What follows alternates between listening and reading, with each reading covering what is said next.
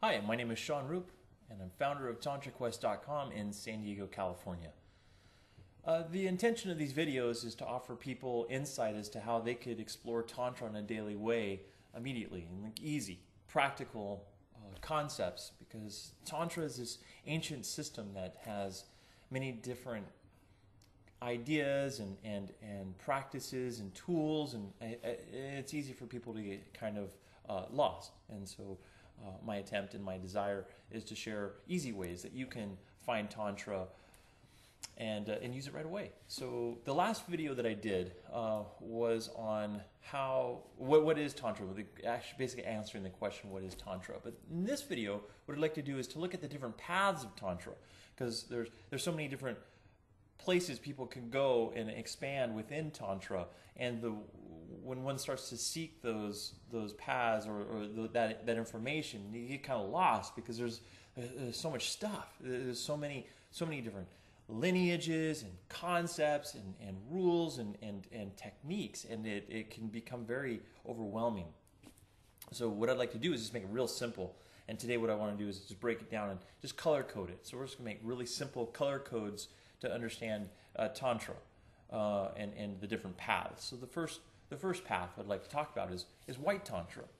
Now White Tantra is usually associated with yoga and chanting and the meditation, or the taking in of sacred geometry called yantra. And it's definitely much more of a solo practice. It looks to go deep within oneself and kind of allow that journey to be an internal journey of the heart, and to have a relationship to spirit or to source or to God. And it's a kind of a monk-like look at how to be spiritual. So taking the human form and becoming interested in becoming a spiritual form, because the idea is that you would release karma. And karma is the idea that there are acts or deeds that you've done that you need to learn more about, whether that you give them or that you need to learn from them, you receive them, if you will. So White Tantra also includes things like the denial of certain foods, acts, or practices. So some people might start to find Tantra, look down a white path, more of a white journey of Tantra, and see that has nothing to do with sexuality at all. Whereas many people are so, they make the assumption that Tantra is sex. And then when they start reading about this Tantra or hearing some teachings around that kind of Tantra of a white path, well, what happens is they go, well, where's the sex? What happened here? So this is important for you to understand that White Tantra is a valid path of Tantra. But again, it's more to release our human existence, our entanglement of humanity, and reach spirituality. Okay, so then there's Red Tantra.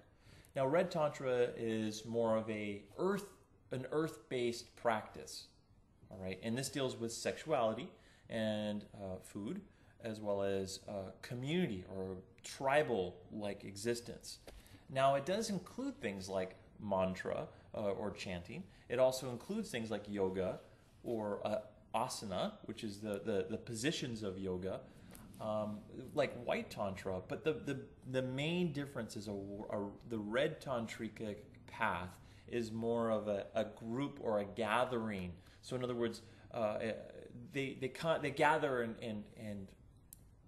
and support each other in that path through understanding that many create a larger energy.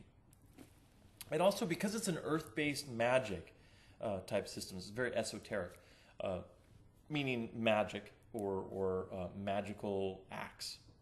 The thing is that the earth-based magic allows it to include things like sexuality, like being human. So it's really extracting being human and enjoying all the levels of humanity, including pain, and part of that being death. Red Tantra has a lot to do with, not a lot, but they do include a lot of talk around death, like the Book of the Dead is a tantric text.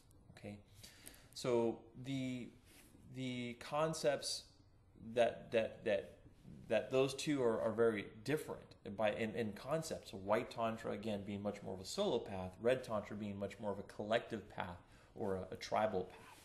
And again, red Tantra has much more of the sexuality in it.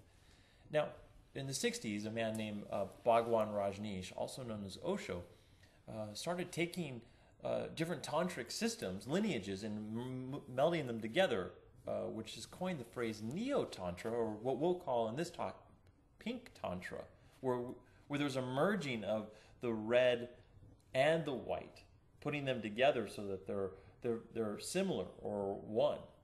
And so the cool thing is that the West has really appreciated this, because we like to have our cake and eat it too, and it's totally cool. Pink Tantra is more what you might find as a Western style of Tantra. So if you go on the internet and you Google, let's say, Tantra, you're probably going to get a lot more information on Pink Tantra. They won't call it Pink Tantra, maybe they will, but most likely what you'll get is a hybrid of what I was describing in the white and red. And it's usually not lineage based. Pink Tantra usually has it's much more hybrided, if you will. So it's modern. And this is just a simple way to look at some of the different systems. Now, there's offshoots to other styles of Tantra, and if you'd like to find out more about that kind of stuff, you're more than welcome to contact me or attend some of my classes where I go deeper into this. So you can find me at www.tantraquest.com, or my email, which is Shawn, SHAWN, @tantraquest.com. And on my website, there's other ways to find out what I'm doing, the events and private sessions that I offer, as well as ways to contact me. And I'm more than happy to answer any questions that you might have, because I really believe that Tantra has something for everyone, and you deserve to find that. Have a life well lived. Namaste.